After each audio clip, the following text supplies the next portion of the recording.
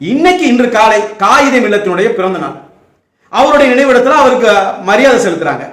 மரியாதை செலுத்தக்கூடிய இடத்துல ஸ்டாலின் தான் முதல்ல வந்து மரியாதை செலுத்தணும். யாரா இருந்தாலும் அப்புறம் தான் வரணும்.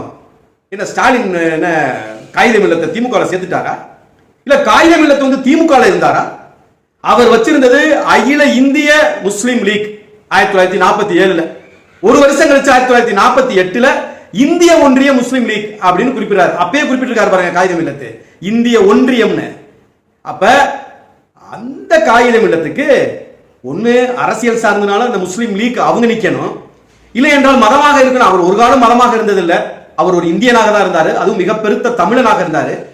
அப்படி இருந்தாலுமே அவர் வந்து ஒரு இஸ்லாமியர்கள் கொண்டாடினாங்கன்னா பரவாயில்லை. ஆனா முதல்ல ஜி.கே. வாசன் வந்துட்டாரு, அவரை போக விடல. ஏன்னா ஸ்டாலின் வந்து முதல்ல மரியாதை செலுத்தணும், அப்புறம் தான் நீங்க செலுத்தணும். உடனே ஐயா ஜி.கே. வாசன் ரொம்ப பண்பாளர், அவர் ஓரமா போய் இருந்துட்டார். அதற்கு பிறகு செல்வ பெருந்தகை வர்றாரு. செல்வ பெருந்தகை வர்றப்ப டே துரோகி அப்படின்னு பிடிச்சி தள்ளி விட்டோம். அது திமுகவுடைய ரவுடித்தனம் நம்ம எல்லாருக்கும் தெரியுமே. அந்த ரவுடித்தனத்தை பயன்படுத்தி செல்வ பெருந்தகை தள்ளுறாங்க, கேவலப்படுத்துறாங்க, அசிங்கப்படுத்துறாங்க.